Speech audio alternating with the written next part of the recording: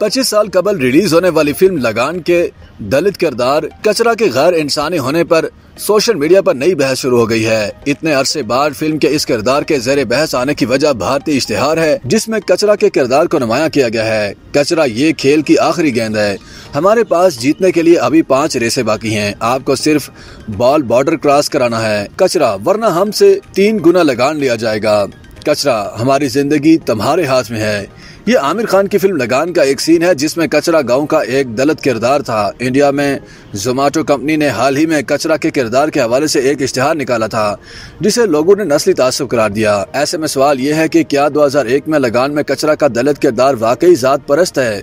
लगान में कचरा का किरदार अदा करने वाले अदाकार आदित्य लाखिया का कहना है कि कचरा एक बहुत मजबूत किरदार है। जब लगान रिलीज हुई तो किसी ने यह नहीं कहा कि कचरा के दलित किरदार को गैर इंसानी अंदाज में दिखाया गया है, तो आज 25 साल बाद ये गैर इंसानी कैसे हो गया? यह किरदार 1993 का है। कचरा उस दौर के हिसाब से एक बहुत ही मुतल्लिका किरदार था। अगर जोमेटो के इश्तिहार से किसी के जज्बात मजरूह हुए हैं तो यह दुरुस्त है कि इश्तिहार वापस ले लिया गया।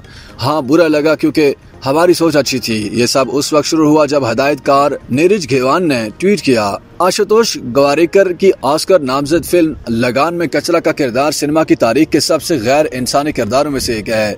चंद्रभान प्रसाद जॉर्ज मेसन यूनिवर्सिटी अमेरिका में एक स्कॉलर हैं। वो कहते हैं, पहले दलितों के नाम इस तरह दिए जाते थे कि जिनको सुनकर नागवार गुजरता था, जैसे कि पड़वा यानी नाला, कटवारू जिसका मतलब है कचरा। तो आमिर खान की फिल्म में या जोमेटो ने किरदार का नाम कचरा रख दिया तो आप समझ लें कि आमिर खान जानबूझकर ऐसा नहीं कर रहे। यह उनके लिए फितरी सोच का भी हिस्सा है। इसे परमानेंट रिकॉल कहा जाता है क्योंकि ये बरसों से जारी है। ताहम कचरा के किरदार से हटकर एक बड़ा सवाल यह है कि हिंदी सिनेमा में दलितों को कितना और कैसे दिखाया गया है।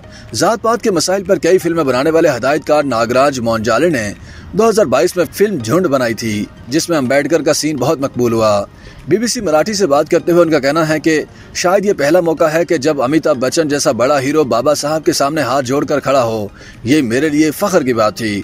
जात और सिनेमा को समझने के लिए इंडियन सिनेमा की तारीख में झांकना होगा। यहाँ 1936 में आज़ादी से पहले की अछूत लड़की की याद आती है जहाँ अशोक कुमार ऊंची जात का है और देविका रानी एक दलित लड़की है। इसी वजह से दोनों की शादी ना हो सकी। हरीश एस वानखेड़े का मानना है कि अगरचे नई फिल्मों में मजबूत दलित किरदार दिखाए जा रहे हैं, ऐसा नहीं है कि वो किरदार दलितों के मसाइल से गैर जानिबदार हो गए हैं। प्रकाश झा की फिल्म प्रेक्षा में एक दलित बाप की मुश्किलात और उसकी ख्वाहिशात को दिखाया गया है। ये कोई बड़ी तब्दीली नहीं है, लेकिन सिनेमा आहिस्ता आहिस्ता जमहूरी होता जा रहा है। लेकिन अजय ब्रह्मताज जवाबी सवाल करते हैं कि हिंदी फिल्मों में आज भी दलित किरदारों को हीरोइज्म क्यों नहीं मिला? जब विकी कौशल ने मसान की तो वो नए थे, लेकिन क्या आज कोई मेन स्ट्रीम हीरो दलित का किरदार अदा करेगा?